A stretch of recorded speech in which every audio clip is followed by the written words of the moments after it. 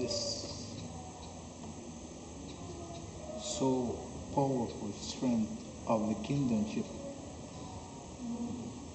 in these days? What makes this?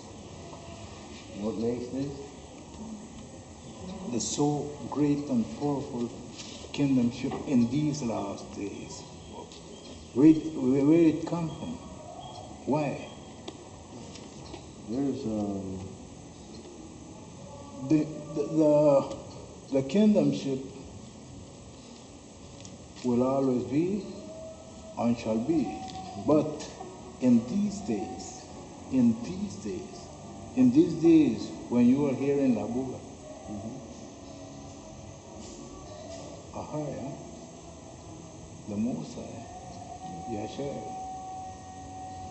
the kingdomship are more stronger than never. Can you feel this? Yes. Can you believe this? Yes. If I'm online or I'm feeling something that is not real, or what happens there? You're feeling and you're stirred in your spirit because it is closer. It is closer than He told me this. Yeah.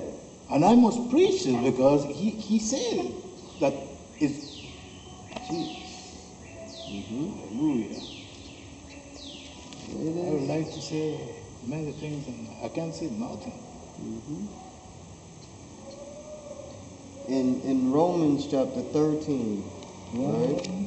Yes, Romans 13 and 11. Victorious. Hallelujah. Romans 13 and 11. It reads. Do you have it? Do you want to read it? Yeah, I have it. Verse 11. Romans chapter 13, verse 11. And that, knowing the time, that now is it high time to wake out of sleep. For now is our salvation nearer than when we believe. So now it's time to wake out of sleep. Our salvation is nearer than when we believe. When we first started believing in the little nuggets that was left for us, now we are growing in the gospel and now we are eating meat. Our salvation is nearer than when we started. So now it's time to wake. Give me the next verse. Verse 12. The night is far spent, the day is at hand. Let us therefore cast off the works of darkness, and let us put on the armor of light. All right, that's it right there. So the night is far spent. The day is at hand. What day? The day of the Lord. The day that Yeshua is going to come back to usher in his kingdom. Now, in Matthew 24, Christ was telling the disciples something that we look forward to in these times, and we are seeing it happen. But one of the main things that we will notice that helps us to identify that it is much closer, in Matthew chapter 24. Give me from verse 11, Brother Oz. Matthew chapter 24, verse 11. And many false prophets shall rise, and shall deceive many. Many people have raised up, preaching the so-called gospel, going throughout the earth and preaching it. According to their gospel, they do not teach the Christ of the Bible.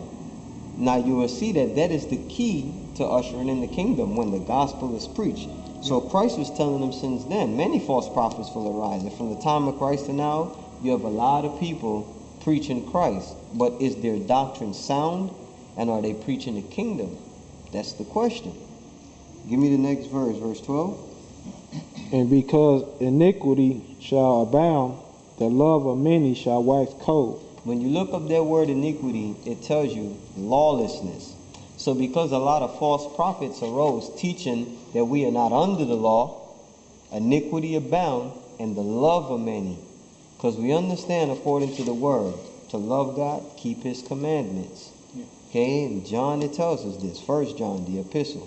So because iniquity abound, the love of many wax cold. Verse 13. But he that shall endure unto the end, the same shall be saved. Now this tells us he that shall endure unto the end. So if we must endure unto the end is not, it hasn't come. When Christ was speaking, what did he say was going to be the end? Read verse 14. And this gospel of the kingdom shall be preached in all the world, for a witness unto all nations, and then shall the end come. So this gospel of Ahraya, the Most High, and his son, Yeshua, the Christ, this is the gospel that must be preached, and then the end is going to come. The gospel that has been being preached is the gospel of Jehovah and Jesus, or Yahweh, or all these other names, but not Ahraya, Bahashem Yeshua, Warawak HaKadosh. That's not the gospel. So this gospel must be preached, a witness unto all nations. That's why we here in Labuga with this gospel.